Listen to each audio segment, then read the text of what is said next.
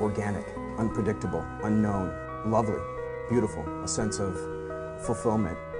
This is part of the pleasures of life and not the chores of life.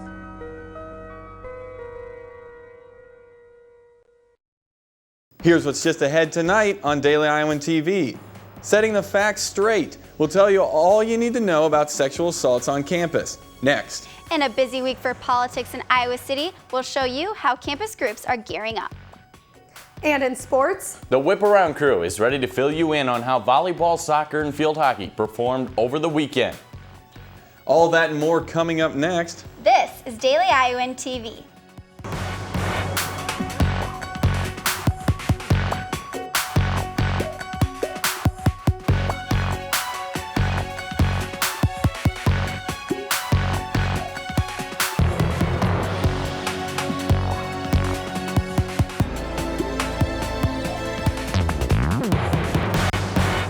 Good evening and thanks for joining us. I'm Tanner Sigworth. And I'm Mary Caldwell. With 8 reported sexual misconducts this semester, many students on campus have experienced concern. Daily Iowan TV's Greta Miley took a look into what these reports really mean. It may seem as if the number of sexual assault reports has just continued to increase at the UI this semester. While this might seem alarming to some students, one member of the Rape Victim Advocacy Program said this number merely reflects an increase in trigger warnings. So there's nothing nationally that has a trend that would be any reason for us to think that the University of Iowa is somehow unique and different in what's occurring on this campus versus what's occurring on every other campus across the country. We don't have any data at this point to bring concern that something odd is happening with so many reports. But even if survivors come forward in order for that info to be released, it must meet the Clery Act. This standard is used for reporting crime at colleges on campus, meaning sexual assaults in dorms or university-owned fraternities will be reported, but apartments and non-campus areas don't apply. And that's kind of the scary thing is, there's been 8 timely warning releases, but if you think about that 1 in 4 collegiate women will be assaulted during their time here, that is not a good snapshot of what's actually occurring. We know that the sexual assaults that are occurring are much, much higher than what's being reported. While the reports don't show the entire scope of sexual violence, Carlson said she believes awareness has prompted more people to feel comfortable reporting. Hopefully that has created a more conducive environment for survivors to feel comfortable coming forward, as well with strides that the University Police Department is making. Resources on campus include RVAP's 24-hour hotline, counseling through the university or the Women's Resource and Action Center, and medical and criminal justice escorts. Greta Miley, Daily Iowan TV. If you're ever concerned for your safety or would like guidance about sexual assault, you can call the RVAP 24-hour crisis line at 319-335-6000. 5 United States airports have began screening passengers for Ebola. Chicago's O'Hare, New Jersey's Newark, New York's Kennedy, Washington's Dulles, and Atlanta's Hartsfield-Jackson airports are all issuing the screenings. According to the Centers for Disease Control, 94% of people coming from Sierra Leone, Guinea, and Liberia arrive at one of those 5 airports. This week is just bustling with politics here in Iowa City. First Lady Michelle Obama will be at the IMU tomorrow morning to kick off the action. Doors for that event will open at 10 a.m. Then Kentucky United States Senator Ron Paul will make his way to Gilmore Hall on Wednesday evening. He's coming to campaign for Iowa Senate candidate Joni Ernst. And finally, this Thursday, former presidential candidate Rick Santorum will be here this Thursday morning to visit the Republican Party's Iowa City Victory Office. With only 15 days left until Election Day, University of Iowa student Democrats are making their last push to get student voters out voting around Iowa City. On Sunday, Senator Elizabeth Warren spoke at the Iowa Memorial Union endorsing Bruce Braley's run for Senate. With just a couple of percentage points separating Republican candidate Joni Ernst and Democratic candidate Bruce Braley, UI Democrats are hoping students will get informed and cast their vote. To get out and vote and to get involved in politics, just get up to date on what both candidates stand for in the Senate election between Bruce Braley and Joni Ernst. It's really important that people look into this because it affects our lives. If you don't want to wait until Election Day to vote, you can vote early at the Old Capitol Mall this week. The state of Iowa is looking to create new standards for the use of stun guns. The American Civil Liberties Union of Iowa did a study on how these potentially fatal devices are being used. The results showed there is inconsistency on when and with who police should use stun guns. The revision of these policies is due to the multiple lawsuits and settlements taking place. Mary, it was a great day outside. Did you get out and maybe go for a run or anything? Yeah, actually I did get out and get a run, and it was so nice out. What about you, Tanner? I did. I got to go outside, work a little bit, do some painting. How about Katie Sextra over in the weather studio? Katie, did you get outside and enjoy the beautiful weather? I did get outside, and I actually enjoyed walking to class today. As for the weather this week, tomorrow will be very similar to today, but a bit chillier. In the morning, we'll see cool temps around 40, but it will warm up to about 52 degrees in the afternoon. It looks like a sunny day with clear skies as well. In the evening hours, we can expect temperatures around 47. As we look towards the rest of the week, Wednesday will be about the same with clear skies, upper 50s, and cooler temps in the evening around 43. You might want to pack your umbrella on Thursday. Temperatures will stay in the mid to upper 50s, and there is a chance of rain in the morning. It may be fall, but Friday and Saturday will be much warmer, with temps hitting 70 degrees. Both days will see partly cloudy skies and little to no chance of rain. We'll wrap the weekend up with beautiful weather on Sunday. We'll see little chance of rain, clear sunny skies, and temperatures in the upper 60s. Make sure to get out and enjoy the warm weather while it lasts. There's a look at the forecast. Back to you guys at the desk. Research shows eating habits are often established in your college years. UI Student Health works to promote a new health and fitness plan each semester. Reporter Michelle Nago has the details on a new nutritional plan that tracks different colors students are eating.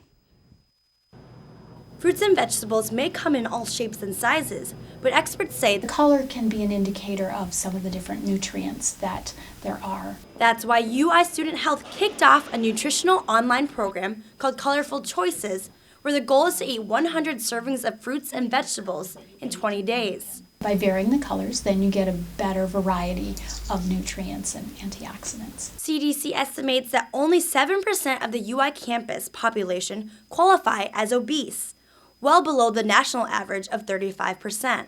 However, Miller says only 4.6% of UI students eat the recommended 5 servings of fruits and vegetables a day, with 63% averaging only 1 serving per day. College age is really important to develop healthy habits because it's setting the tone for the rest of your life. Exercise is important too, but nutrition I think plays an even bigger part in one's weight and one's health. That's why Colorful Choices participant and UI Health behavioral consultant Heidi Bohal says she enjoys getting weekly tips from the program. So we talked about visiting the apple orchards, we talked about what fruits and vegetables are in season, and then we talked about utilizing the farmer's market. Every time I circle, I feel really good about the choice I just made. Choices that could mean adding more greens to her diet. In Iowa City, Michelle Nago, Daily Iowan TV. 630 students are participating in the Colorful Choices program, which began on October 5th and ends today. Last night, Denver Broncos quarterback Peyton Manning surpassed Brett Favre for the most career touchdown passes. Manning threw career touchdown pass number 509 in the first half of last night's 42-17 win over the 49ers. The Broncos receivers played keep away with the record football before finally handing it over to Manning. We'll toss it over to Whitney Blakemore and Zach Mackey in the sports studio. Guys?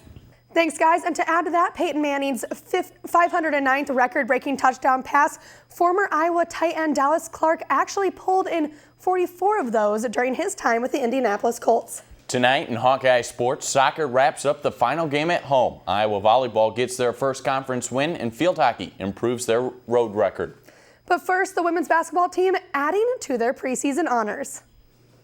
Head coach Lisa Bluter, seniors Bethany Doolittle, and Samantha Logic were all honored by Sports Madness. Coach Bluter is the all-time winningest coach in program history and was named the preseason Big Ten Coach of the Year. In her 13th year at the University of Iowa, she has compiled a .626 winning percentage. Samantha Logic was named to the preseason All-Big Ten team. Logic led the Big Ten in assists and steals last season, while also notching 3 triple-doubles in the 2013-2014 season. Bethany Doolittle also getting some recognition as she was named to the 4th All-Big Ten team. Doolittle sits 3rd in Hawkeye history with 184 career blocks. Iowa returns 10 letter winners from last year's squad that went 27-9.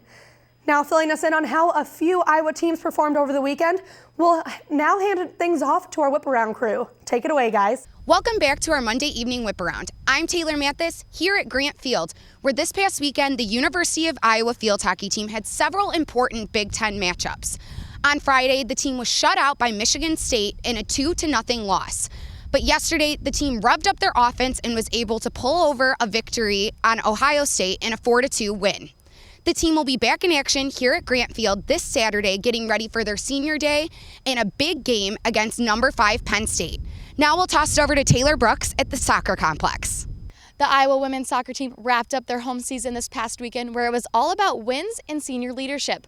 On Friday night, they defeated Indiana 1-0 and marked their 10th win of the season.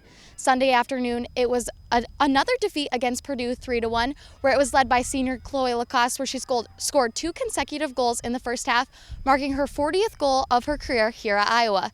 The ladies finish off their Big Ten season on the road against Penn State, Nebraska, and Ohio State, hoping to get into the Big Ten tournament in the next couple weeks.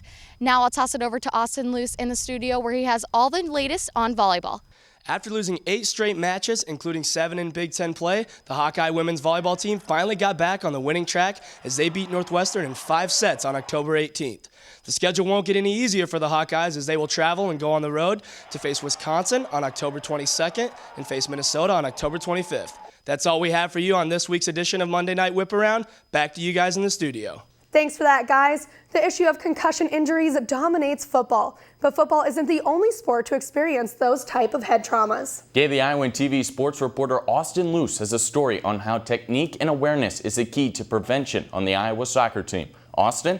The Iowa Hawkeye football team has seen its fair share of hard hits and collisions.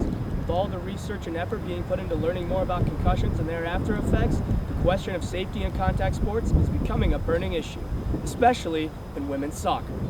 Concussions have become so prevalent within the sport that some organizations across the country have banned the use of headers for young kids beginning to play the sport, as studies by the Parents and Pros for Safer Soccer say that 30% of concussions on the pitch are related to headers.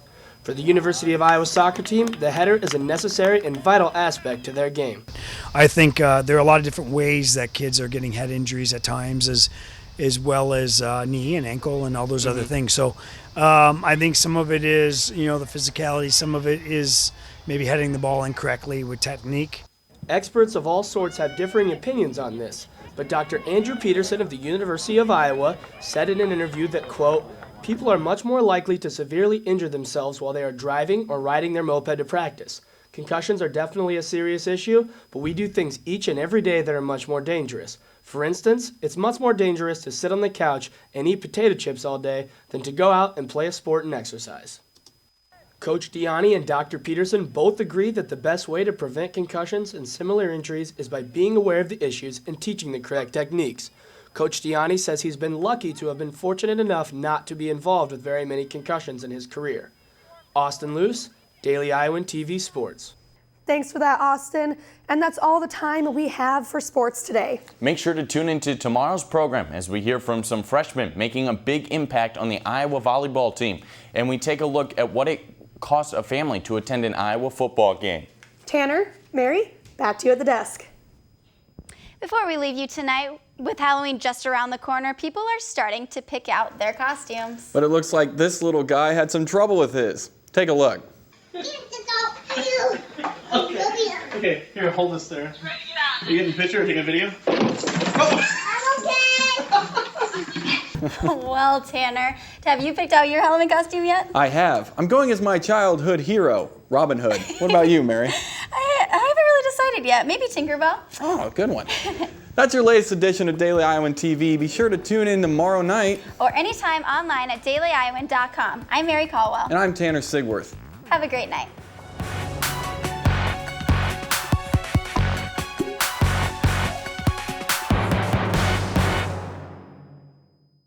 You can download the Daily Iowan mobile app on your iPhone for the area's best news coverage. The Daily Iowan is now on TV, online, and in your pocket.